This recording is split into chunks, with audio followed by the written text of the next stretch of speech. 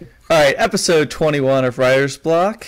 We're starting on a high note with that fucking warning screen popping up right over my face. My face is back, unfortunately. I'm sorry you guys have to deal with that in the audience. All right, so usually I start these episodes dragging on Sam or Max, just making fun of them in some petty way. But I'll go ahead and attack me this week, give a little treat for the audience. A little break from Sam and Max. All right, I don't know how to say this, so I'll just say it. I rammed a stop sign with my car this week, about 2 days ago. It went flying through the air. It didn't move. It got airborne. Okay. I wasn't drunk. I was stone cold sober. It was 6 o'clock at night. It was just dark and rainy. I didn't know exactly where. It was bad. Oh gosh.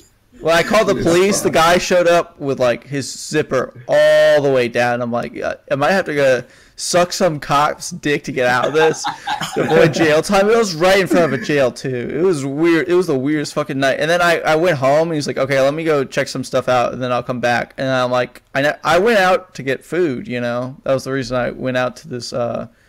Was driving around and I never got it, so I ordered a pizza. And it was a horrible mistake because there's two people coming towards my door, pizza and police, and I did not know what to feel when the door knocked. But this is all coming back to Counter-Strike, okay? Because yes, okay. Because I realize it's like a metaphor. Like in my esports life, I think all the signs are stop signs. Everyone's saying stop, but I'm gonna keep going. We're gonna keep going. We're going to do this episode right now. Okay. Good to hear, man. All right. So, challenger. Deep breath. Challenger, challenger stage or whatever. I can't. Let's just call it the qualifying stage or the prelim stage or whatever the fuck. I don't fucking care. It was better World when it was the main qualifier was a separate thing from the major. We had to. TV, it's still the main qualifier. Yeah. Good for them. Maybe a little wrinkle forming on that smooth brain over there. Anyway, yeah. What was I gonna say? Oh yeah, it was World was better when I had to pretend like Vegas watching and actually we're at the major. But okay, was there any team that impressed in the new challenger stage? Don't jump at once. Calm down, guys. I know there's a lot to talk about here. A lot of exciting, riveting, amazing Counter-Strike being played. All right, how about this question instead? Is Counter-Strike shit to watch right now? Half the game has been dog shit so far. No. Fuck no, dude. No. Okay, Renegades makes top 16, and Max is singing a cheery tune. Yeah, I'm sprightly, dude. I'm sprightly this afternoon. Renegades, top 16. Yeah. I think, that best of 3 win over Ents. They're the sort of series where theoretically Renegades is meant to lose. So I know, it was really exciting to watch. Could see Grat playing well. Could see JKS playing well. I don't think they will get Gratisfaction. Grat. I don't know. It's just a weird nickname. Anyway, go on. Dude, you literally call me Scott. You're the only one on Earth. You cannot make fun of Max for shortening these people's names. All right. Continue. I don't know. It just makes your name. Anyway. Chillest player in CSGO history, gets to the top 16. Happy with that. I don't think talking about Grat because I follow a lot of people within Australian Counter-Strike on Twitter. There's been a lot of people talking about Renegades, and I think you can easily get overexcited when you're evaluating the additions of Gratisfaction and Liaz onto the team because Liaz was really slow to integrate into Renegades, but he had a couple good maps this major, and then Grat I think was maybe the second highest rated player or something. He was I know he was rated higher than Kenny. He was. Yeah. So he was pretty impressive in that sense, but I think his style of play, even though he's a lot more aggressive than in Renegades as he was in Greyhound, I think he's still sort of that player that can't necessarily totally take over a game, especially at the top 16 level and the teams he's going to be playing against. And I think the more pressure we see on the likes of JKM on the entry in the top 16, when they come up against good CT sites, because that's one of the crazy things about Renegade's run is that they're one of the few teams that actually got like a decent amount of T-side rounds. So Yeah. if you look at the FTU of the major, it's like I think Renegades actually had the highest T-side wins, which is pretty crazy. But I don't know if that's necessarily going to happen against, you know, some of the CT sides that are going to be in the top 16. So yeah, I don't know. There's like a fair bit more nuance to Renegades. I definitely want because it's I definitely want to talk about the side balance later, but Sam, are you gonna throw cold water on this happy talk show or because I saw some people talking with their little pick'em shit. I don't fucking do pick'ems, so I don't care about that shit. But they've had Renegades making top 8. Is that is that unreasonable? Yeah. Here's the thing. I think it's Because we haven't seen so many of these teams play, and if we did see them play, it was only at one LAN, and one of those LANs was E-League Premier, whatever it was called. Like, I don't have a good pulse on the bunch of other it's teams. impossible, right? It's true. So it doesn't seem impossible to me that this team could beat MIBR when I think of MIBR at the end of last year, but who knows what they're playing like now. FaZe is the same thing. Like, they look super weak at Premier, but, who knows now. Honestly, the best data for MIBR comes from fucking 2017. Like, it's a clusterfuck, Well, yeah. I mean, you can go back to the E-League Major Boston, because that was the same lineup, right? That placed top 4, right? But, yeah, who fucking knows with MIBR? Also, FaZe, huge mystery. It's really hard to say who's going to be top 8 when you don't like all the matchups could be random as fuck. You could have a scenario like we had in the prelim stage where like, oh sweet, NRG plays like Greyhound and 2 Chinese teams gets through like yeah. So I don't know, but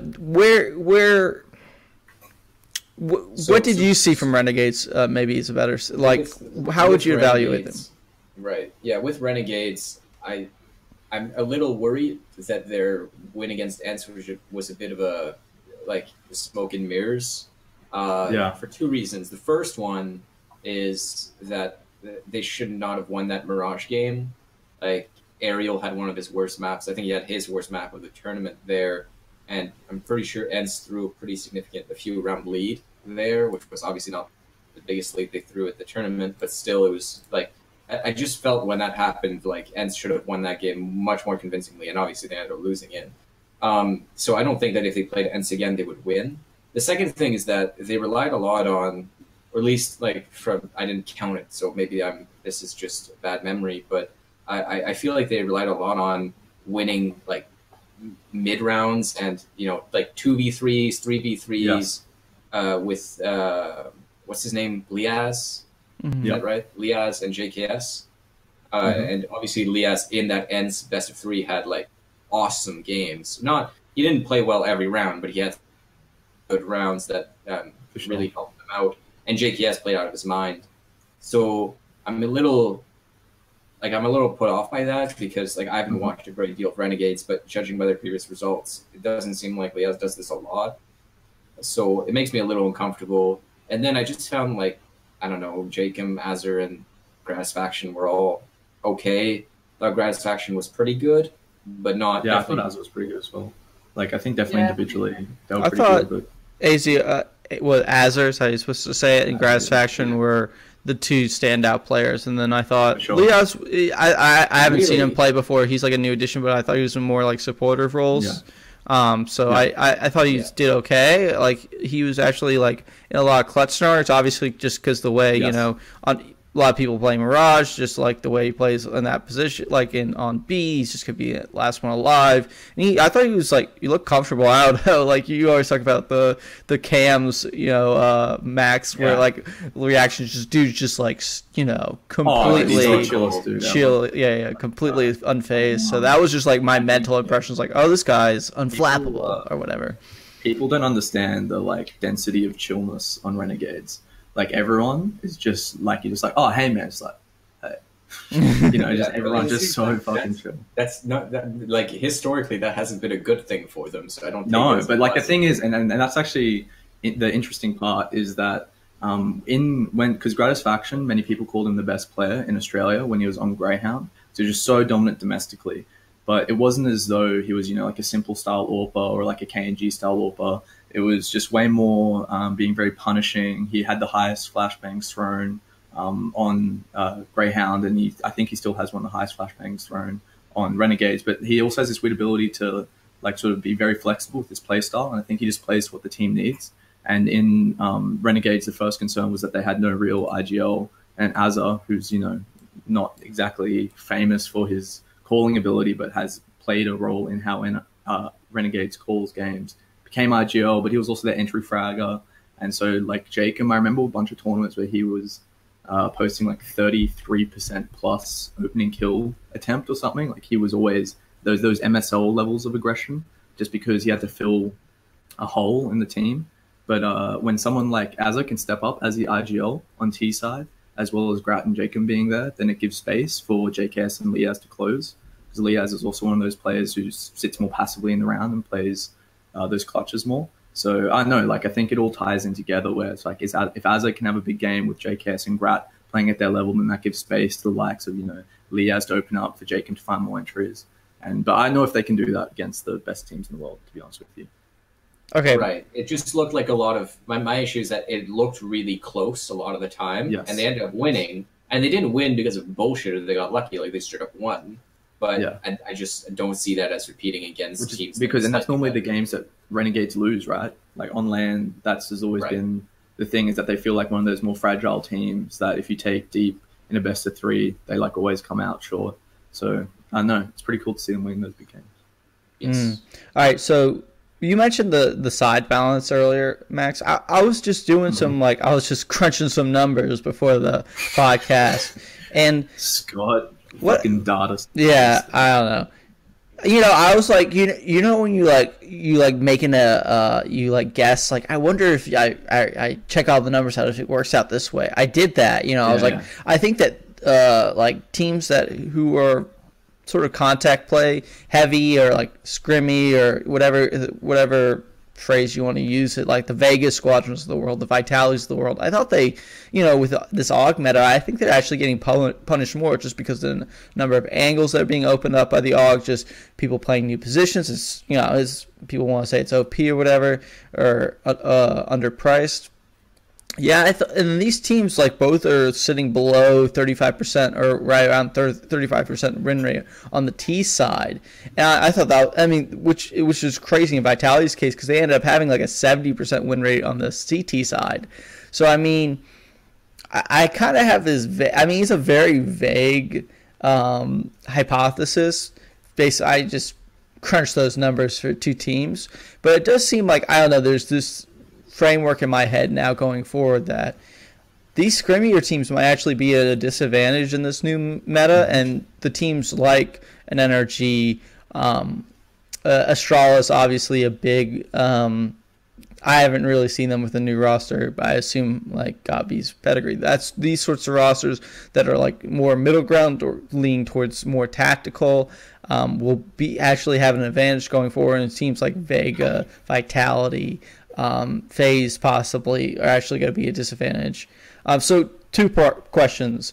One for Max, what do you think Renegades fits into my little hypothesis? And Sam, why do you think my hypothesis is bad? And what do you disagree with strongly? I can feel it. Go ahead, Max. Okay. I was waiting for Sam just to like fucking out the gates, just be like, listen here, Scott. But in terms of where Renegade sits in that department, I think they historically have always thought of them as a really good CT side team.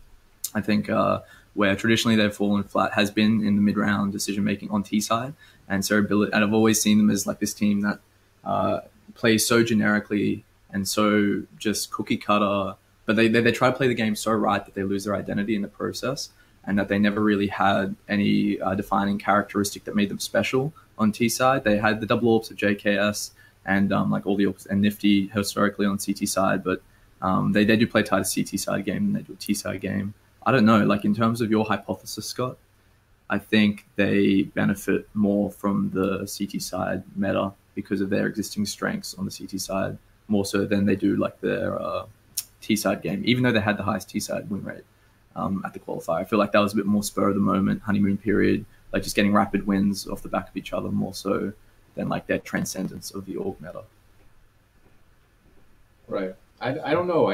I feel like I'm sure that the AUG meta has a significant impact on T side win rates because it is rather different as a gun than the M4, A4. So that strikes me as true. But at the same time, I'm not convinced that it has a difference on depending on what kind of tactics you're running that much. I mean, like one of the things I was thinking about, and the reason I made a scowling face when you mentioned it is because I was thinking about the Inferno game between NRG and Tyloo and how much, like how bad, like actually the whole best of 3, how bad NRG looked on their T side. And it didn't seem like they were avoiding, like it didn't seem like their T side was being bad because, or thwarted because of AUGs or things like that. It just seemed like they were playing super sloppy. And you have to remember that like these matches are coming pretty early in the year. These teams haven't played 5 lands or something like that, like you see normally during the summer majors. So it's been, when I see like teams like, I don't know, puggy teams like Mouse or puggy teams like Vitality do badly, I look at more about, or Fnatic, I don't know. Like I see that more as, not handling map control very well, playing sloppy. Not necessarily, maybe you get punished more because of the AUGs, because of the longer range. But otherwise, on that point, Sam, like that, because of the way the org works on the map, it doesn't necessarily like favor teams that play more structured, but it just sort of highlights the mistakes and the sloppiness of teams on T side more, just because it's one of those guns where, because going back to the NRG Tyloo game, I think I remember one round where Attacker was in pit over the top of the smoke on Inferno, and like NRG were pushing around quad side, and he just finds like 3 or 4 kills just like peeking over the edge of the smoke with the scope, just because NRG didn't have the flash or the right spacing. And so it's like, could he have done that with an M4? Probably, but it just looks more punishing, and it looks more like it's like the strength of the org in that situation, just because when you watch it from his perspective, it's like literally just a laser beam just tapping heads. Yeah. So I don't know. Yeah, no, it does. I think it does. Maybe it is just like visual in your, like that's the sort of what you're implying.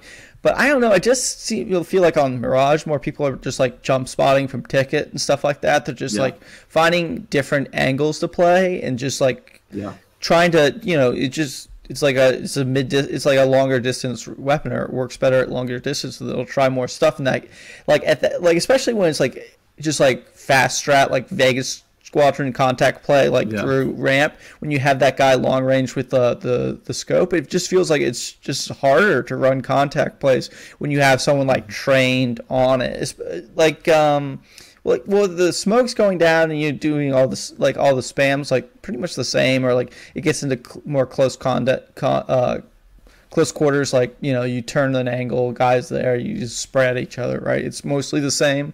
I don't think it really matters, but I think at the beginning of the rounds it opens up more like angles, it opens up different angles and things that people are less used to checking. I think that it is, it's so like fucking hard to say, is the AUG overpower, like is it better, does it give like a 5% advantage? But like I do think it definitely it opens up more possibilities. I think possibly, arguably, is better is more punishing than the M4.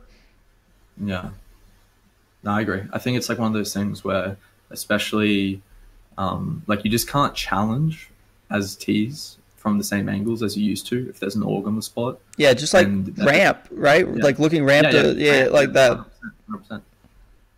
And so I know, and it makes some positions, like I think it goes both ways, right? Like it's obviously the org brings something new to the game, and because it's new and people aren't adapted to it, it does well because it like has a certain unique strength to it than what was previous. But eventually people are going to adapt to that, you'd think, and maybe find like weaknesses within the way an org is used, and like eventually it's balanced. I don't know, because it's one of those things where it seems like yeah, I don't know. It just like it definitely does. Some teams feel like they get punished by the gun more than others. So, Uh, okay, but other than Renegades, Sam, was there a team that you thought like stood out? I mean, I think you said on Twitter and you sort of implied there you weren't actually impressed by NRG. NRG is ranked number 4 on HLTV. I'm sorry. Really? Yes, the number 4 team in the world. Which I mean, it's ridiculous, but it's just because so many rosters haven't played. Yeah. But like that's fine. But no, I wasn't impressed with NRG at all. I thought they looked pretty bad. Okay, come on, Breeze though. Didn't Breeze watching awesome. that? Yeah, that was just amazing to watch. But no, they look like actually worse because if you go back to all the way to IEM Shanghai, they like fucking stomped Tyloo, right? Like 16-5, 16-7, something like that. But like this game, those games were pretty sloppy. But just like the sheer magnitude of Breeze pub stopping the Chinese economy back down into the dregs of World War II, like the fucking Japanese empire. I don't know. I didn't mean to I said Japanese empire for the historical reasons. I wasn't making some weird racist shit because I don't know where Breeze is. I know he's Asian, but that was unintentional. But anyway, I'm not racist. And that was an amazing performance by Breeze. Yeah, he did. That was definitely impressive, especially the second map. That was he definitely that was the most impressive performance I've seen from him. At the same time, although I think that the stats were a little flattering, but otherwise, I thought he played amazing. And people I think it was mentioned NRG was shit except for Breeze, which I don't think was true. I think that they still would have won the best of 3 even if Breeze was playing at his normal level. But I do think that they looked really sloppy. The biggest one was Cirque. I thought Cirque looked like trash. He looked like Cajun B. He won them he won them some important rounds. On Inferno versus Tyloo. Yeah. But he missed so many shots. Well, that's just my criticism with Cirque always has been dude just misses. He looks No, he didn't miss as much before, man. His stats demonstrate that fact. His stats are much lower than they are normally. He has that thing. Okay, let me just say what my impression. You can tell me what you agree or disagree with. My impression of him, he just I don't know, the speed with which he moves his mouse or the way he hits shots just looks very visually impressive. But at the same time, sometimes it's just easy shots. It's okay, that's a high percentage shot they just miss. He missed 3 before he got 1. Maybe a good upper could have gotten 2 there, or gotten the 1 and then smoked himself off and moved on, right? I just don't think he actually is a guy that is super consistent for whatever reason. He's got that vague Drake and shit going where not necessarily that he misses easy shots more than hard shots. It just doesn't seem like his actual percentage of hit shots seems too high. I mean, do you agree with this assessment? When Breezy drops 4 kills, it's Cirque can afford to be streaky as hell. Mm-hmm. I don't know. So I don't know, it's just one of those classic your third win condition arguments. I guess it's fine as long as you just have 2 nutty players. But I think when NRG look bad, Cirque can look really bad. So I don't know. I thought that though, the best of 3 versus Tyloo was really bad, and he had a 0.93 rating on that, and it was just visually it was worse than the stats. And I think that that's not just okay because you have other win conditions. Because as an opera, Cirque has a lot of responsibilities, and so sometimes if he dies and doesn't get a kill where Guardian would have gotten 2, you just lost the round, and that's a problem. And every opera has weaknesses. It's not Device is great at hitting those shots either. People say Device is great at hitting easy shots. When he's under pressure, Device misses quite a few shots, but not whatever the fuck that was. But so Device knows when he misses to fix his shit. Okay, new angle. Try again. But Cirque will just fucking re-peek again and again, or just sit in the same spot and let them peek him. Yeah. Sure, he plays like Kenius, but I get that, but I think that generally speaking, he's better than he showed in that best of 3, and it's worrisome to me that he looked that way in an important match because obviously NRG have had problems in pressure situations before, and that time they looked fine except for him. So I'm a little worried. But obviously, he's the least experienced of all of their players. So this is their first major too. I mean, I don't know how much value put into that storyline. It's like, oh, how can they handle the pressure of the major? But yeah, I mean, it's a big land. Like that was in their most important game they've played in a long time. Like, yes. So that is worrisome to me, because I've always thought, ever since NRG's online run, like, people forget, but in the online run that they had before they started playing LANs in early 2018. Cirque looked like the best player by far. Yes. And I was always disappointed by him at LAN, even though he's played pretty good, but he should be a superstar. So it's a little, I don't know, like that really puts me off, because I don't think that, unless Cirque is playing well, I don't think they have I don't think they can stand up to other teams. I'm sure they'll do fine, but given the fact that they've suffered, and when playing well, they still can't beat the best teams. I have a hard time seeing them, especially because it's not like Tyloo was in the same team either. And if you put it in within the context of how Tyloo played, because first of all, dude, can we just talk about how silly the Tyloo lineup is? It's literally just a combination of just someone sitting down and just going has all the list of the Asian players, and just from a memory that goes back 2015, it's just sick team, and then it's just they are all sick players though. And you saw that in the NRG series, where Tyloo don't need to have any structure to their game. They don't need to really be able to communicate with each other. But all 5 players are pretty individual, and they're able to punish a lot. Their utility usage was pretty good actually, Tyloo, but it didn't feel like they lacked a lot of cohesion. I saw a lot of mistakes in their game, but they were still able to steal a lot of rounds from NRG. And I feel like teams that are of a legitimate, top 14, that's nuts that they're ranked 4th in the world. Yeah. Well, it's just because, who have we haven't seen FaZe play, really. We haven't seen Liquid play. I mean, we've seen the one tournament. Astralis actually haven't even played that much, but I'm sure they're still number 1, right? But, it's just, weird right now. It's just so, because we just really don't know what these teams look like. So, here's my thing with NRG. I thought they looked, way better during the summer. I think they've really actually fallen off. I actually have not been impressed with NRG in the last 6 months at all. Losing to Vega at, what was that, Star Series Season 6, in the semifinals, that was, pretty rough. That shouldn't have happened. And then... bombed out APL as well, I think, right? Yeah, I think you're right.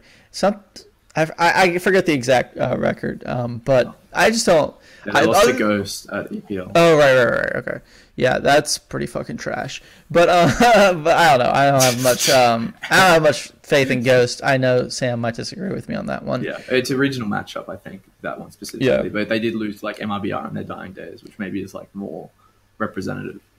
I think they just I mean, the main problem isn't Cirque to me. He's fine. He's third wheel. I think they need more firepower out of Daps and Fugly. I think wouldn't it be sick if fucking Cloud9 crashed and burned at this major? I don't know. Maybe we can talk about Cloud9 next. Rush instead of Fugly. Or Automatic would be the or Automatic. Yeah. Automatic would definitely. Well, I'm just thinking role wise that would be more, but sure. No, Sam, what you fail to realize is you just keep stacking sick players on top of each other until you win a major. And until you get that through your head, then I mean, on CT, I think Rush is talented too. Automatic. I don't know what Automatic's been. I haven't been watching much Cloud9, so I was hoping to lean on you guys for Cloud9. Maybe if you want to talk about that, but I feel Automatic has played a lot of those CT roles that Fugly plays, and he can it doesn't. He lurks on T side, so that's one thing that he's done for most of his career that I know of. Yeah, he's fine. Automatic can do. Well, Automatic can do whatever on T side. I think he's best as second entry actually, but I mean, who isn't best as second entry, right? But no, but I think I just think I don't want I'm at a weird position with Daps where everyone thinks he's the nicest guy or whatever, but I think he's definitely helps. I think NRG or a pretty well structured team. I wonder how much the calling, the weird ballsiness of Breeze just running down mid 3 times a game as CT is Daps, or how much is that the horse deciding where the cart goes, Well, I think the NRGT side in general is very reactionary, and I think they rely a lot on like Daps's feel for the game. And I think the fact he has two very, very, very, very good rifles, like at least throughout that qualifier and in recent history, just has two nutty riflers. I think they sort of give him the fuel, and they give him like the reason to call that way, because he is just like a big dick caller. Like he'll make that. Yes, he'll make that big choice. It's very different than his past teams too. Round. Like it doesn't like it doesn't. Well, I think like what in his past teams have given him reason to call that way when it's like they have Mixwell like op entry for optic, right? Yeah, so like it like makes sense that like with more options that he's able to do more stuff. But I wonder how much. And that's why just to quickly add on to it, and that's why you just love the NRG Tyloo matchup, just because they both don't have any fear for each other. And you saw that throughout both games. Is like they're just like, all right, dude, you want to make this scrappy? Let's get fucking scrappy. They're just like completely just trying to outfrag each other. So I don't know if you saw the clip I posted on Twitter, but literally, like 3 Tyloo players are like by default plant as T's trying to plant the bomb. Breezy is in balcony, right? He flashes himself off. It's like smoked off. He flashes himself off, tries to like get behind all 3 players. Like he like jumps off the hay and like tries to get behind all 3 of them with an MP9. Like who the fuck does that? He flashes himself too, so he's completely blind. He dinks the opper. You're just like just like no scopes him. If he doesn't get that no scope, he like Breezy like gets a 3K. Like it was the most ridiculous. Who's ever like done that like before? Even when you look at all the numbers for the Tyloo players, so who was ranked? Let's see. So it's like somebody was by far and away the lowest ranked player on Tyloo. But you think back to the game, it's like, dude, somebody did so much dumb shit. It's like there's that clip on Mirage where he gets that 3K, right? There's this clip on Inferno where like they're against a force or something, and he just runs down mid with an AWP as like 2 guys from top banana just run to bottom banana. And dude, it's silly. But I don't know.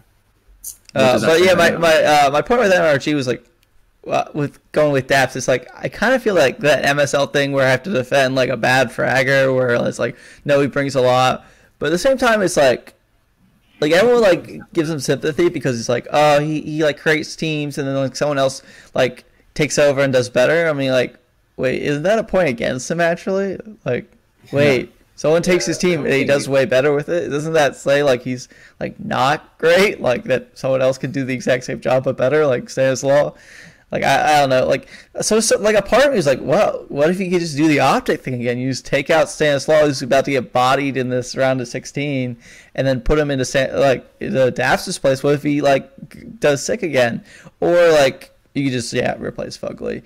But I'm sort of curious about that. Like, but I'm not like super down to like shit on Daps because I always do value in-game leaders. Maybe Zeus is an interesting topic. I see many heads turning on Zeus like, fuck this guy, I'm done with Zeus. But I value guys like that who can at least make the team run. I mean, Navi's more dysfunctional than NRG, but I don't actually think that Daps is that much of an anchor in terms of frags. Like I understand that his stats are very bad, although I don't know if they're actually that bad at this major. But generally speaking, they're quite bad. But whenever I look at him play, like I think he's fine. Have you seen him with the op? Have you seen him with the op, sir? Does he op though? Like yes, there's a point. He'll do a lot of. He's like the secondary opper. Yeah, he'll try. I think he definitely knows how to play the game, but like his aim is definitely not. Like no, but I don't know. I don't often. There's not often a case where I look at a round and I'm like, why did NRG lose this round? I'm like, oh, it's because Daps should have gotten 2 kills here and he got none. Which is, maybe I need to watch more demos of him. Yeah, so I know. I can think of a couple of rounds where because when this happened with MSL, I watched many demos of him and I was like, no, okay, this is unreasonable. But then maybe if I did that with Daps, I'd have the same opinion. But I don't know. Like I feel like, so you guys were talking a bit earlier about how NRG play like very loose, especially with Breezy recently.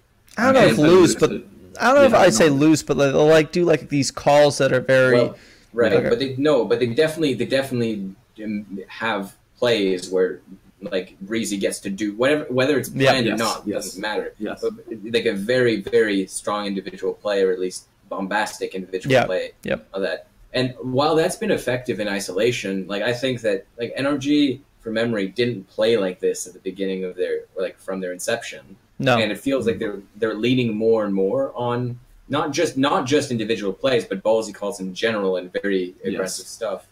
And you guys were mentioning that and saying that you like it, but at the same time, NRG's also looked worse and worse as time has gone on. And I'm not sure that those things are coincidences, right? Like you look at their max. I think it's the map pool. Scrappy it was. But you finish. Go ahead.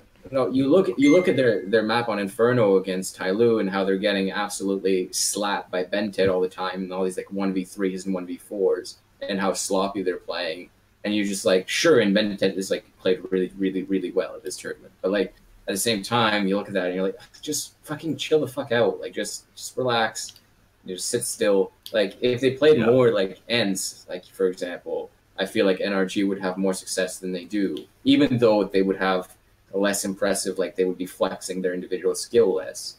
I definitely have been a little frustrated by their style of play recently, even though it has a lot of upsides. Obviously, I also feel like it's at least contributing to their slow descent back into mediocrity. Well, I think it actually in their heads, and this is some completely gut, just like a bit unreasonable, and conspiratorial almost. But I think it's like in their heads they are like a top 6 team in the world or a top 8 team in the world, and that they think they have the base and the foundation to consistently stay as a top 8 team in the world, and so that like they play looser and aggressive as a change up from that style that they sort of like rose to prominence with. It's almost like going on a diet that's really, really effective, and then gaining a bit of weight because you can always go back on the diet to lose all the weight. So I feel like if it's like they can, I think we've seen them play it structured enough that like if it did come up against the wall in a big series, they could go back to that. But I don't think NRG beats an MIBR phase like these big teams playing in that structured way. And I think that like even though it looks shitty against Tyloo, because Tyloo also plays that way, and Tyloo will be willing to take the fight with you. I think that's low-key how like NRG can like randomly beat Astralis and best of something. Yeah, I do think how they can beat these big teams. Yeah, I think they definitely have like. Okay, NRG I think plays the level of their opponents, like where I think that. I think that they have the capacity to beat FaZe. They have the capacity, maybe not Astralis, but like definitely Liquid. They have beaten Liquid in the past, if I remember correctly. MIBR FaZe, right? Those, and then they at both the end of those games, they had these famously, or I like to point out in articles and shit that that they had these really, really ballsy calls like Breeze running down mid versus on round like 29 or 30 versus FaZe, right? I think that. Yeah, but at the same time versus Tyloo, I definitely see what Sam's talking about, where you see them like not necessarily knowing how to finish out rounds and then looking a little sloppy. I mean, you could say like, well, give them credit, they're facing Tyloo, they have to expect every fucking thing, they don't know how to, how can you be calm in that situation? But my biggest concern with NRG has been when they lost that overpass game to Liquid. I forget which tournament, but like that, I think that's like a really bad sign. Like that was their signature map for the longest time, and I feel like not to the same extent as Astralis' nuke, obviously, but like I think that was like their anchor. Like on Mirage and Inferno they could do okay. They're reliably okay, but they're not like the sickest team in the world. It was that overpass game that gets them that they can always rely on, and without that, it's just like 16-14s to Tyloo are just like not cutting it for me. Like I don't think they're gonna. But in saying all this, Scott, would you have them to be the top 6, like get through the next stage of the major? It's just so hard because I don't know who they're gonna play. I would say they would. I think that like I looked at everyone's like pick'ems, like those are the big thing on Reddit, and I think every single person selected did have NRG go through. I think it's fair to assume that they have a above 50% chance, or that let's say like this, like if I were to rank the percentage chance of teams going through, they would be in the top 8. Are they actually going to get in the top 8? Is the Swiss system going to fuck them over? It could. It's not maybe in the Swiss system. Astralis loses their first match. They face NRG in the low of or the mid of round 3 or the low of round 2. Like it could, they just get fucked a couple times. Like it happens. I think the chances are good. I don't. it's really, really, really hard to get to once you get to the round of 8. Like, Yes. because who fucking knows, right? Like they play FaZe in a best of 3. I mean, actually, I think I'd favor. I don't even know. Like I just don't know what FaZe with Adren looks like. I don't know what MIBR looks like. I don't know what. I mean, maybe you could talk about ENCE. Maybe we can switch over to ENCE. You guys had some thoughts on that team. What are the expectations for ENCE? I think ENCE is sort of like this Renegades NIP level where people are like borderline top 8, or if they really like them, they're top 8. Does that seem fair? Yeah. Yeah, I think they'll be top 8 just because of the best of 3 element to it. I think they're an experienced enough team, and that they've proven themselves like on LAN in series against tier 2 opposition to like beat big like Renegades, NiP, Vitality, Cloud. Like they can beat a lot of teams in series, I think. So I back them to be like one of those teams that comes to one of the last 2 rounds in qualifiers. And I think they're like a pretty good side, I would say. All right, Sam. NiP, Renegades, or ENCE? Who would you say has the best chance of making it through? ENCE. Like, it would be a fucking miracle if either of the other 2 teams made it. Although, to be honest, who the fuck knows with the Swedes? Like, whatever. I barely consider them a team. Say like NIP. Like they just like they look so different from tournament to tournament. And it's like whatever. Okay, they're basically a Joker card body. But Forest though, Sam. Forest did have some games. Cool. Yeah, no, cool. But what I mean is like, is Forest good every tournament? No. Is any of their players consistently good? Not really. No. Like, what the fuck is going on with that team? I have no idea. I watched a couple. I was watching a few games trying to figure it out today, and it's just like, well, first of all, I think the op is just fucking terrible. Whoever they put it on, like I just don't like if they put it on Lekro, they put it on Forest is the highest rated of qualified. But like what I saw with them was like pretty sloppy Inferno games, and then like actually in Mirage they would just like fast execute over and over again, and like that's how they crushed. I think it was either Tyloo or CyberZen. CyberZen. Who's the other Chinese team? Vici, yeah. I think it might have been Tyloo, but they actually like their Mirage. But yeah, Force obviously had a good tournament. I think with like but here's, I don't know. I just can't get a good sense of NIP. Don't go into that pool, dude. Don't even try to talk about it. Yeah, like it's just like those things where you just I have not watched enough of them, and what I have is like not consistent viewing experiences. Like I don't have like a clear takeaway. Like I watched Vega, it's just like, oh, I know what fucking Vega is. They're fucking running down with 5 SMGs, or they're dry walking into sites. And the same thing with Vitality. They're just like, well, we're just gonna give Zywoo all the space in the world, just like let him make plays, or like we're just gonna dry walk into sites. Like that's Vitality. I don't know what fucking NIP is. Like I just wish that Fnatic and NIP didn't exist. That's where I'm at with this team. So anyway, it's like you're with ENCE for top 8. Yeah. Well, here's the thing: is that in a perfect world, like when I think about it, abstracted from any real teams, and I think like, do I think that NRG or ENCE are top 8 material? Not really. I'm not very high on either team right now, but like NRG would be.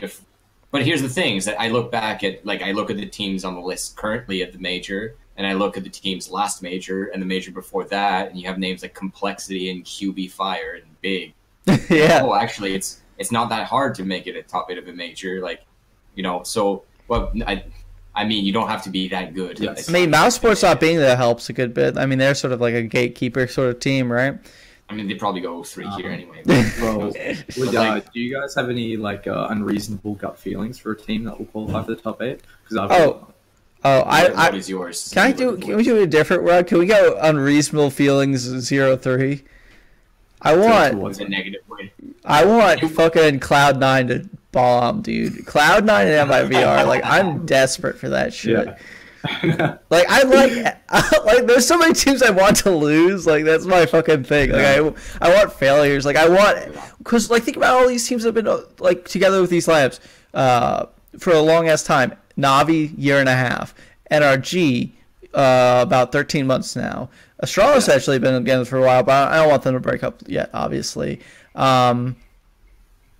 FaZe, I don't fucking like the Adren move. I want them to fail too, so they take back Kerrigan and learn some fucking humility. Who else do I want? I guess I want all teams to fail and learn from their mistakes. I just want better Counter-Strike. Wow, beautiful. Yeah. All right. Yeah. Great points by me. Who do you want to fail? Who do you think is going to team? Hey, I don't give out like many nuggets of information. Dude, Hellraisers. I'm high on Hellraisers, boys. I reckon low key they're just going to slip into the top 8. Woxic at the major. Are you excited, Sam?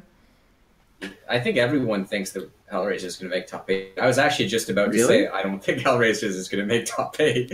And I don't think Hellraiser is going to make top 8, but I think they're going to surprise people. They're going to be like make round 5 or something. Really, I think they'll win the best of 3. My intuition is that they're a top 8 team. But they need to beat Astralis, bro. What the fuck are you talking about? At the end of last year? Let's go, dude. I'm high on Hellraiser now. I've always been high on Hellraisers and been disappointed. I don't know. Like I don't think. I think when I was on the Counterpoints, Thorin described as the guy who's wrong on absolutely everything when it comes to Counter-Strike. And specifically called about Space Soldiers. I thought it was Hellraisers he mentioned. Yeah. But I've been wrong about a lot of things. Like I had a couple really bad misses, like the Stewie move and the Space Soldiers move. Obviously, like after I spent Space Soldiers. Wait, you thought Stewie's gonna work to MIVR? Originally, yeah. Well, I thought it would be okay. Like it would be pretty good, and it wasn't pretty good. Well, we all know that Stewie 2K is better than Taco in 70% of situations, and Taco's totally cool with that assessment. Dude, I don't know what's going on with Taco on Twitter, like going after Maui Snake. You have to delete Twitter. Yeah, I don't know. Like, fuck that. Okay, anyway, can we wait? Quick aside. Now that we're just bringing up random news items, let's like take a brief turn into by the numbers world. Max, how do you feel about Dick Stacy's signature? Do you have any home? Yeah, like the way you like snuck the like Dick sign into his like. Yeah. Is this a controversial thing? Do you have a 10-minute rant on this subject? No, okay, never mind. Let's just talk about just a way to make money. Like, if I wish that Valve would let you put anything on the sticker, just to like make the most provocative possible sticker so that the players can get more money. Because if people could draw whatever they wanted on it, oh man, put that everywhere. Yeah, okay, this sucks. I hate by the numbers. All right, just kidding. Of course I love the show. Don't yell at me. All right. I don't know. I just don't care. Like, I just can't. Like, I watch other podcasts like for like 5 minutes. I'm like, Jesus Christ, they're so worked up. How do the people care? Like, I hit a fucking stop sign. And I didn't even like get that worked up about it. I was just like, I guess I gotta get a pizza now. I'm surprised. I think it's because you have a different angry energy from Richard Lewis. Because I thought you'd be on his side. Because like the only reason Richard Lewis is annoyed at the Dick Stacy stuff is not because of him. It's because of all the fucking like people on the subreddit upvoting it, saying this is amazing, this is amazing, and that energy. Some people react poorly to other people liking things. Like what describes my gears is it's like major time, and I logged on to Reddit for the first time in like a week, and I see a fucking pro player picture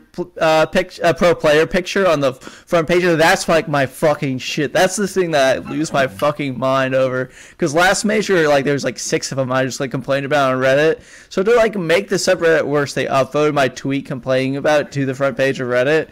Like it's just like, what the fuck are you stupid motherfuckers doing? Like. This isn't helping your case. Like, you're just like a fucking bunch of vapid morons uploading literal images of pro players. Just like fucking 20-year-old dudes with another 20-year-old dude who I don't recognize. This is the content you want everyone else to see. What the fuck is your problem? Okay, I do have an anger. I have anger. Richard Lewis's side. Yeah, no, I do have anger, but I guess it does exist. But, okay, can someone explain to me Cloud9? I don't know who this fucking Zelius is. How you say it? I think it's Zelsis. Zelsis. It's like the only time I've really seen a pro player like play a big final when the E-League final. I guess that wasn't a big final, but like a final where I literally was looking at this guy. I'm like, I have absolutely no fucking clue who this guy is. Like, by the way, if someone was like thinking like you could leave a comment on the YouTube channel like, What are you talking about? He's on Swole Patrol. Motherfucker, you think I'm watching Swole Patrol? You think I care about that fucking team? I didn't watch a fucking game of Swole Patrol. I will never watch a game of Swole Patrol. I have no idea who this guy is. I have no idea what Cloud9's about. Please explain. Someone in this call. Go ahead. Ditto everything you said. Right. So, like, I haven't watched like, I don't give a fuck about Cloud9. I've watched some highlights of Kyo because that's interesting to me. Like, I've always liked Kyoshima and Flusha, actually, so I'm pretty interested in the fact that they're having a bit of a rejuvenating sprout or moment of time. But otherwise, I don't know. Like, the team didn't beat like great teams at this tournament. No, I was not impressed by Neymar is great, but like what they beat Greyhound round 1 and like I don't know. I wasn't impressed by. So they lost at Tyloo. They beat Furia. Oh, Furia, right, in the best of 3. Neymar, and then they beat Windstrike. Oh, Windstrike. And the Windstrike is okay. Well, that was my thing. I was like, oh, should I watch this Cloud9 best of 3? I'm like, I'm not watching anything with fucking Windstrike in it. Not happening. Okay. But I saw Moses like predicted them top 8. I'm like, is there something here? I guess Kiyoshima had a really good tournament at E-League. I saw like the finals of that. I thought, I don't know. I think they could. I think it's not without like. If you think about the players on that team, like obviously the thing that with the perception with Cloud9 is it's been super depressing for a long time. So we've come to expect less of the team than its parts. But when you actually look at the parts and you compare them to NRG or something like that, it's not that far off. Like they don't have you don't get as excited about Automatic as you do about Breezy, but Automatic is like a very good player. No, Automatic's sick. Low key, like he's just been fucking out in the middle of nowhere, but he's on a good team. It's just like Flusha and Kyoshima have been doing really well. So, but I have no idea who this Z name person is. I just like, who is this person? It's never in my life got a player's gotten to this level where I've never even heard of their name before. I just like turn on my stream and he's playing in a final. Like, how is that possible? Like. Of course, like I heard about Ziwu like a year ago. Like people fucking on fucking Twitter going in the offices. This is 15-year-old French boy that I'm looking at pictures of him. I want to post his picture to the front page so everyone else can look at him. But like, who is this Z-named person? Is this am I the only one that's like bothered by this? That like I have no idea who this person is.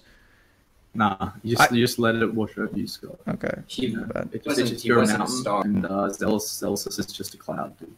Let it pass through you.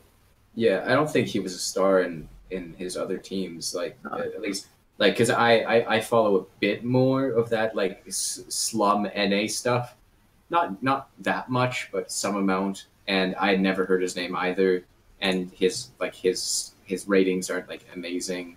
So yeah, I'm not sure he's been like amazing at all. But, I think he's been like from the final he was like. Average to subpar, slightly subpar. No, it's fine. Like whatever he's doing on Cloud9. Scott, do you know why I think I'm not as bothered by it as you are? It's because I follow Australian Counter-Strike, and we'll be like a top 4 team. We'll be playing like a top 4 domestic team, and it's just like, Gratisfaction's dad is now the coach. And everyone's like, cool. It's like, what the fuck? Yeah, so I know I'm more callous to it. I just accept randomness, and it's like if Bubble is on phase. It's like, what the fuck? Yeah. It's like, what? I mean, I guess he's like played at a major before, like, but like, who remembers fucking Bubble?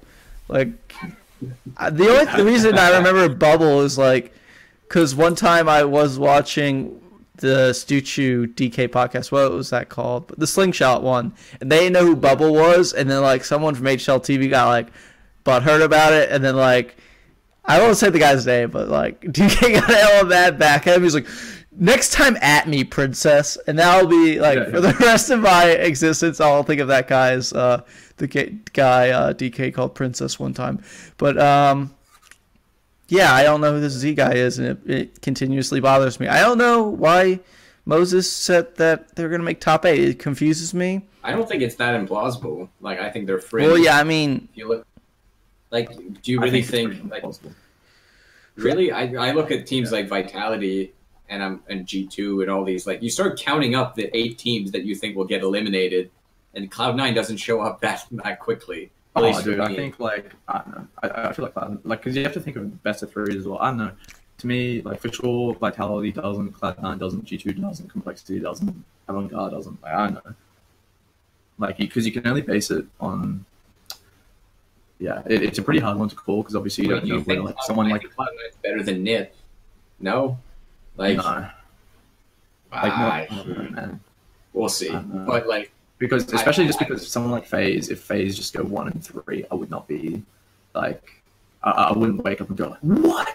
I mean, didn't Navi lose to North the other day? I mean, yeah. So yeah, I don't know. It's a pretty fucked time to try to predict stuff. Okay, so like, North lost to Vici, but Vici lost to who did Vici lose to? A lot of teams here at this major. So like, by like the circular logic, like no one's gonna win.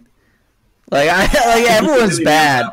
Like literally everyone's bad except for Astralis. But like this like weird logic that I'm forming, like I can't like grasp it. Like, well, you have to understand, but like 8 teams have to go through. It's like I want them all to fail, you know. So, it's like I actually think Liquid will be fine, but it's like okay, like here's the thing with Liquid, like everyone's North beat Astralis twice their first tournament with that lineup. And then they got bombed out of the new challenger stage. So, okay, Liquid beat Astralis 1 time at their first tournament together. Do I think they're going to be sick and the best team there? No, I mean, I guess it's possible, but they could get fucking bummed out. Like they could just get fucking blown out by a Vega equivalent, you know? I reckon it'd be like between Liquid and Astralis. Yeah. Oh yeah, I mean that's the safest bet. But I think Navi is going to win, man. Oh no, I agree. I think Navi is definitely an option, but I think like Liquid, that player, like those players, just shit on a lot of these teams. Like just shit on them. Like it's not even because you look at how they finished the year at EPL. Like they just crushed everyone, didn't let anyone get out of double digits until they faced Astralis. I think they still crush a lot of teams that are a bit shaky. I think a lot of teams will come like first. You know, the first 2 best of ones, like Liquid just goes like 16-4, 16-6. Right. Well, maybe. I don't know. I still don't like Liquid. As in, I know. I mean, I cheer for them in a way, but I don't like their prospects. I don't like Stewie 2K on the lineup. Like it just feels off. Like, what do you got? Hey, this is the 3rd time it's come up. I'm gonna get angry if it comes up again. You just keep stacking sick players on top of each other, and then that's what you do. Like that's it. I mean, that's how Cloud9 won last major. That team didn't make sense. I don't know.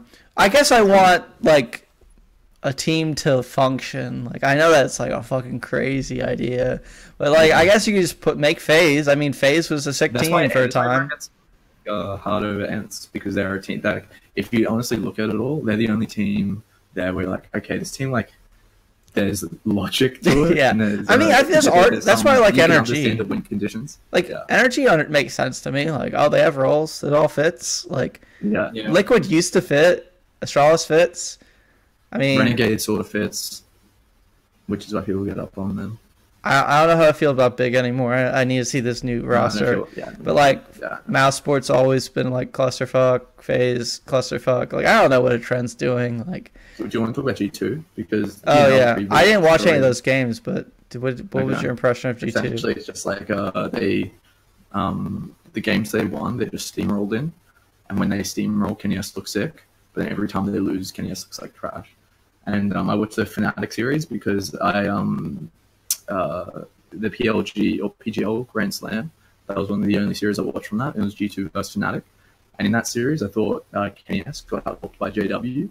And then in this series, Fnatic versus G2, even though like Fnatic ended up losing and JW wasn't highly rated, the AWP kill matrix still had 3 kills to KennyS and 7 kills to JW. I think he got out-AWPed in the series as well by JW. And I think even though Fnatic looked trash, like I still get super excited over seeing Twist in Fnatic. And when Twist has just like one good game, it's just me like just tidying up that like heroin ribbon, just like a big part. Like, come on, dude, just like please, just give me something. Okay, I think Twist is my least favorite player in Counter-Strike. Ooh, fuck that guy. Which is crazy because you look the most like him. Okay, well, there you go. Okay, yeah, dude, maybe there's something to that. Are you okay, Sam? Is there like some weird? Like, no, dude. No. Okay. Listen, self-hatred is completely natural. Yeah, I mean, I have said that it's his play is awkward and his body looks awkward, so maybe there's something going on with me. No, actually, No, that's why I love MSL. You know, it's like I love me. I'm the best. MSL's awkward. Like, I mean, awkward people are the best. Okay. No. Okay, but let me just. Only Sam DeLorme.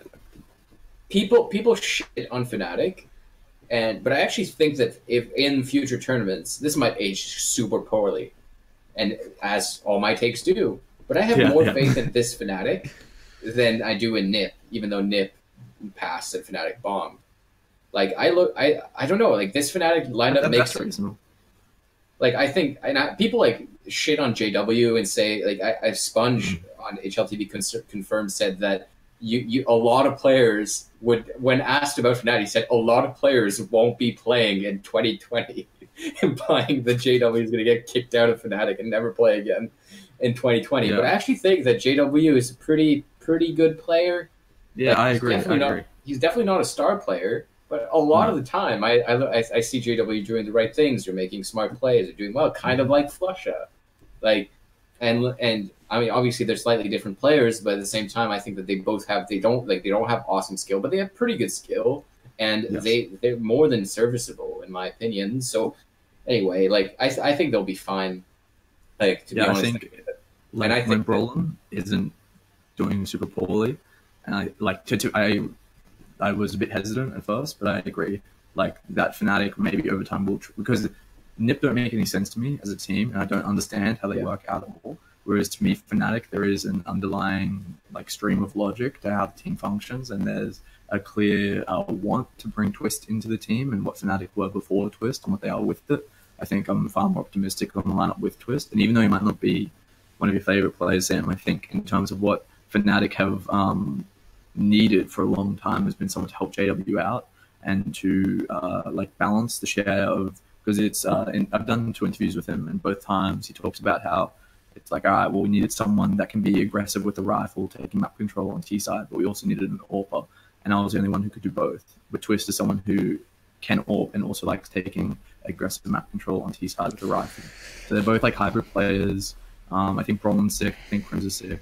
I don't know. Like to me, they are a team that I think like out of 250k plus LAN in the next 3 months will like just get to the grand final or something. Maybe. I don't, and they almost beat Astralis in the first tournament, right? So I have worries about Brolin though. Brolin gives me, well, not worries, that's exaggerated. I get Rops vibes from him, where like on the eye test he's super impressive, but I don't think that he's quite at the place where you're going to see him put up very impressive fragging numbers.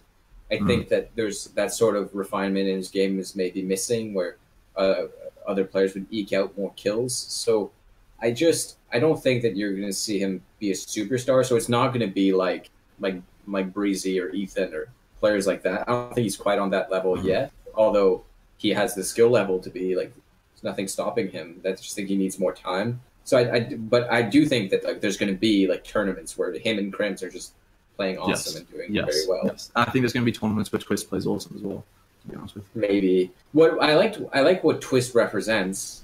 Like I think it's a good idea to have someone like Twist. I just don't have a lot of faith in Twist specifically as a reliable player. Yeah. It's just going to be one of those classic Swedish things where they are ranked like 8th to 12th on HLTV for like 6 months, and they win randomly like IEM 2023. Which has been the Swedish life for the last like. That's what the Swedes have done for the last like 2 years. So I think you should just carry your anti-Sweden segment over to all the teams. I'm not feeling any of them. I mean, I think like there's a lot of good players in Fnatic. I just don't. Well, they have to win a big series. They have to make a top 16 of the fucking major for me to think they're gonna, get through the finals of a big tournament. Like, there's a logic to that team, but like. But that wasn't their first LAN. Like, this is one LAN, that base, and they've played. I think they've played 3 now. I'm gonna check right now, but like, I think they're fine. Like, I don't think they'll be amazing. They won the PGL Grand Slam, but there was no teams. What I really wanted to happen, when I was watching the major, the only thing I really desperately wanted for the new Challenger stage was for Vegas Squadron to beat NIP and eliminate them in round 4, because then it would have been like the purest irony where like, what happened last year, last major, North got eliminated by Vega in a best of 3 and everyone's calling them hot garbage despite the fact that they beat Astralis twice and won DreamHack, was it Stockholm, right? Stockholm. So, yeah, we got to get rid of MSL. What delicious irony would it have been where the NIP fans would have been forced by their own logic to kick Forest and Get Right because, you know, they've been there the whole time and they're the reason why the team's always underperforming. I mean, who else could it be if it's the... I'm super down for kicking Get Right. Like that's, I mean, no, because there's no Swedish talent apparently, but like otherwise, in the absence of, you know, a void of talent in Sweden, or Red Reserve being like fucking clusterfuck, like there's, I think Get Right should probably take a step back on this team if they want to improve. He's definitely not been super, but like, okay, I just looked it up in their first tournament at IEM Chicago. The Fnatic beat Team Liquid in a best of 3 and almost beat Astralis. I mean, all like really fucking closely through that best of 3. What was the second tournament? Their second tournament was the PLG Grand Slam, which they won against competition, including G2. So this is their third LAN. It's the only one they've bombed. Otherwise, they've done really well. So, like, obviously, let's not forgive them for bombing, and they know that. Like, they obviously fucked up. They lost against terrible teams, but. At the same time, I had to watch them more. We'll see. I was impressed at IEM Chicago. They played really, really well. Yeah, wasn't there something ridiculous in that Vici match as well, where Kaze, like I think I remember watching that, and Kaze just had some insane stat line for that match. Let me get it up real quick. I mean, that's not a good sign. Like, going back to the metaphor from last episode, where, like, when you try to beat a puppy with a baseball bat and the puppy ends up tearing your leg off, like, that's not a good sign. It's not like, oh, well, the puppy had some razor-sharp canines. It's like, no, you fucked up, sir. Yeah. Sure.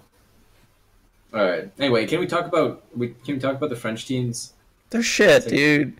They're like, not good, dude. Dude, they're bad. Yeah, they're bad, man. Yeah. I mean, I didn't see G2, but I just watched a little Vitality, dude. It's like being like, it's so ridiculous. Like I can't get like I was talking earlier in the episode. I like posted a stat, and you expect like the world to like get like on its knees and start sucking you off like you're a police officer, and like the world's a young man who's hitting a stop sign. Like, you know, it's like. How do they win 75% of their CT rounds and 30 or 35% of their T rounds? Like, they don't play good teams. They're just like they haven't played good teams because they're only good players in Opper. I think. Like, like I just don't think like if they're winning 30% of their T rounds, like fuck them. Like they're not a good team. Like.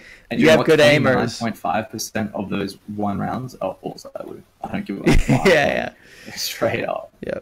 Well, no, MPK had a very good Actually, didn't have that great of a tournament stage. I mean, like stats wise, he ended up being very good, but I wasn't super impressed with him at this tournament. It's one of those things. Like, I watched the one overpass game. He had a very good game. I don't know, but like I feel like often he gets. I mean, a lot of players are like this. Like Sergey's like this as well, where you're just like you're not really paying attention, and suddenly he's just getting 1 or 2 kills every round, and suddenly he has 20 kills, and you're like, what the fuck just happened? But it's still like he's still putting numbers where you're like, okay, he must have played well, even though I didn't notice. But I think they have a French chance of making the top 8, not off their own merits, but as they gone to this point through the failures of other people being bad. You think Vitality has a chance at top 8? Yeah, I think they have as much of a chance as Cloud9. Sure, but we disagree on that too. Like I think Vitality is the worst team there next to Cole. Yeah, I think it's like in terms of the tiers, it's Complexity, Avant-Garde, Cloud9, Vitality. No, I mean maybe I don't agree. Like I can definitely see a world in which like I would expect them to go down like 1 and 3 or something like that. but I can totally see a world in which this team, like, who do you think they have a chance team versus? like Who can they beat in a best of Let me three? pull up the list. Nip, Big, Cloud9. Best of threes. Best of threes. Wait. So slow. What teams did you say? Nip. No. Actually, maybe. You guys are No. so high on Nip compared to me. I don't know. I fucking hate Nip. Well, no, I'm so low on vitality. Like Renegades, I think they have a chance against Renegades. In fact, I would say that it's like 55-45 to Renegades. But like, I'll give you I don't that have as well. Right, so that's a lot of names suddenly. That's So, two names. like, Keep going. No. Well, I named off like Cloud9. So I have Cloud9, Cloud9, Renegades, Cloud9, Avantgarde, Avantgarde could be Big, Vitality. Complexity, like all these, a bunch of G2, like all these teams. So there's some teams that I look at and I'm like, do I think they have a chance against Hellraisers? I mean, not. sure, but like not really. Like I expect Hellraisers to clean the floor with them. But when I look at Big, I don't know if Big is going to be good at all. Yeah. Like, I hope they are, but I mean, who the fuck knows? This is Like, why I don't do so- pick'ems, like, because it's just like such a clusterfuck. This major especially is just like the biggest clusterfuck of like not. I just don't know any of these teams. They're either like old and haven't played for 2 months, or brand new and like, never played before. Like I don't know any. All right, this is a place to end the episode. I'm lost. We're lost. This is how you run into things in the middle of the night. You just fucking bust some piece of city. Okay, goodbye.